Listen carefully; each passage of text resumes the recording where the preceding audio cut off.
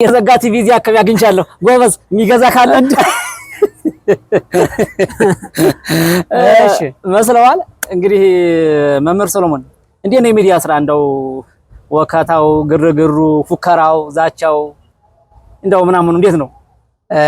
በነገር ነው እንደው ቲክቶክ መንደር በነገራችን ላይ በዚህ ዘመን ሌባውንም ደግፈ እንደው አግበስባሱንም ደግፈ ካልተናገርክ እውነትን የምትናገር ከሆነ ትንሽ ቅር የሚለው ሰው ይበዛልና በዚሁ አጋጣሚ እኔ ተከታዮች ብዙዎች ቤተሰቦቼ ሊቃውንት ናቸው፣ ካህናት ናቸው፣ ዲያቆናት ናቸው። እንዲሁም ደግሞ ስለ ቤተክርስቲያን ጠለቅ ብለው የሚያውቁ ምዕመናን ስለሆኑ እነሱ ሐሳቤን ይደግፋሉ፣ ሐሳቤን ሼር ያደርጋሉ። አንዳንዶች ደግሞ ስርዓተ ቤተክርስቲያን አይነካ እንደዚህ ነው ብለን ስናወራ የግል ጥላቻ የሚመስላቸው አሉ፣ ቅር የሚላቸው አሉና ፈታኝ ነው የቲክቶክ ስራ። በዚሁ አጋጣሚ ደግሞ አንዳንዶችም እንደው ሀብታም ይሆን መስሏቸው ያሙናል። አሁን በቲክቶክ ሰው ሀብታም ሆኗል እንዴ?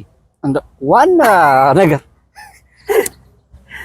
እንደው ይሄን ቪዲዮ የምትመለከቱ ሰዎች ሁላችሁም በየትኛውም ዓለም ያላችሁ ማለት ነው ቲክቶከር ሲባል በቃ ባለመኪና፣ ባለቤት፣ ባለሀብት፣ ባለብር ምናምን እንመስልና አይደለ?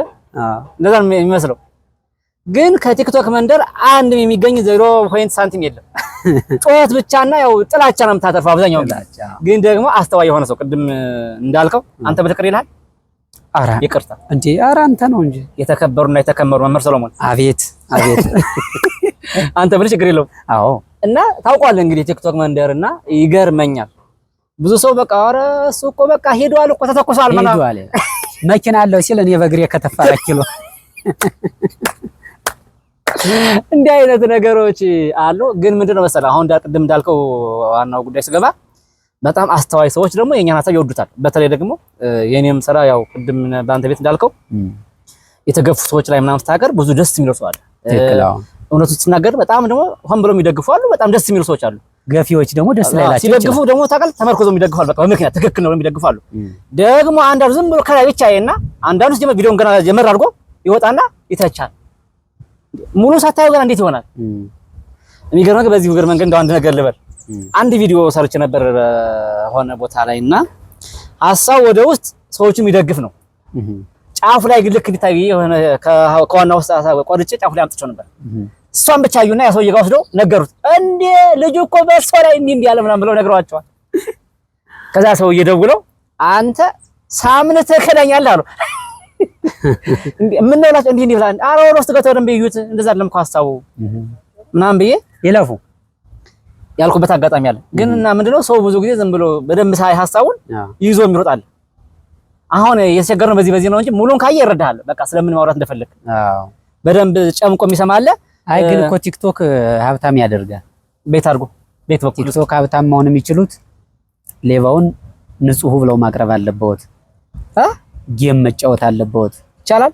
አዎ ብዙዎች አሁን በጌም ጨዋታ ዝም ብሎ ሌቦችን በማሞገስ አይደለ ያልተገባ ድርጊት በማድረግ ሀብታም ሊሆኑ ይችላሉ። በትክክለኛው መንገድ ደግሞ ማስታወቂያ ሰርተው ሀብታም ሊሆኑ ይችላሉ። ግን ይሄኛ ደግሞ ጌሙ አይመጥነንም። የቤተ ክርስቲያን ሰዎች አይደለ ጌሙም አይመጥነንም።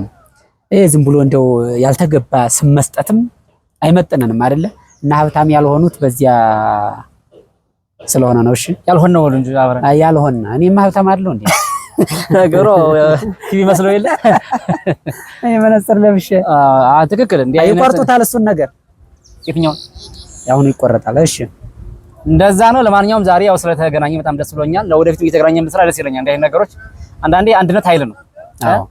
አብሮ መስራትና በተናጠል መስራቱ ትንሽ የተለያየ ነገር አለውና ከዛ አንፃር አብረን ብንሰራ ብንደጋገፍ ደግሞ የተገፉትን አብረን ብናያቸው የተሻለ ነው ብዬ አስባለሁ።